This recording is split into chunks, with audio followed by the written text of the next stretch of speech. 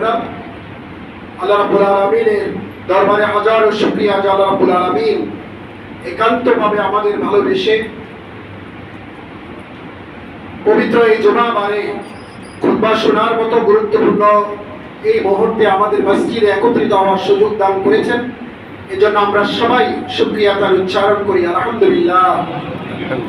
প্রিয় নবীজির শানে দরুদ এবং সালাম, যেই প্রিয় নবীজি মহাগ্রন্থ আল কোরআনের মাধ্যমে তার দীর্ঘ 23 বছর নবুয়ত জিন্দেগিতে মানুষদেরকে একত্ববাদী চেতনা একীভূত করার জন্য অহর্নিশ কষ্ট করে গিয়েছেন এবং ইসলামের সামগ্রিক বিধানাবলীকে ভারসাম্যপূর্ণরূপে কিয়ামত পর্যন্ত আগত প্রজন্মের জন্য একটি মডেল হিসেবে তিনি উপস্থাপন করে গিয়েছেন। সেই প্রিয় নবীজির শানে দুরূদ ও সালাত পেশ করি আমরা। আল্লাহুম্মা সাল্লি আলাইহি আল্লাহুম্মা বারিক আলাইহি। প্রিয় ভাই এবং বোনেরা, আজকের এই খুতবায় আমরা মূলত আলোচনা করতে চাই যে আল্লাহ রাব্বুল আলামিনের প্রকৃত বান্দা কারা।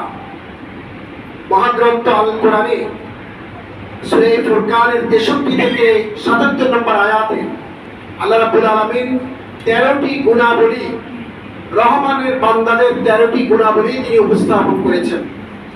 এই 13টি গুণাবলী যদি কোনো ব্যক্তির জীবনে থাকে, কোনো ব্যক্তি যদি তার যাপিত জীবনে 13টি গুণাবলীকে ধারণ করে, তাহলে আল্লাহর কথা অনুযায়ী, মহাগ্রন্থ আল কোরআনের সার্টিফিকেট অনুযায়ী এরা হলো রহমানের বান্দা।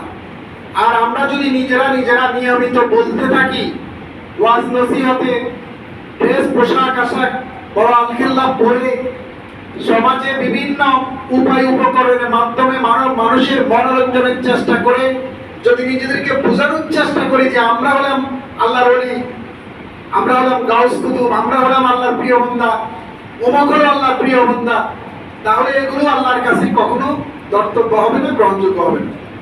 কোরআন এবং আল্লাহ রাব্বুল আলামিন কোরআনের বক্তব্যের মাধ্যমে যেই গুণাবলীর চিত্রায়ন করেছেন, যেই গুণাবলীগুলোকে সুন্দরভাবে উপস্থাপন করে মানুষের সমাজে, মানুষের কোলাহলে, মানুষের মনোজগতে, মানুষের সামনে উপস্থাপন করেছেন, ওইগুলো যদি জীবনের সাথে, আমাদের ব্যক্তি জীবনের সাথে একীভূত হয়ে যায়, আমাদের চারিত্রিক বৈশিষ্ট্য হয়ে যায়, তখনই কেউ বলুক আর না বলুক, তখনই সে আল্লাহর ওলি হয়ে যাবে, তখনই সেই রহমানের বান্দা প্রকৃতপক্ষে হবে। কিন্তু অন্য কোনো বেশভূষার মাধ্যমে কখনো রহমানের বান্দা হওয়া যাবে না। এগুলো এক নাম্বার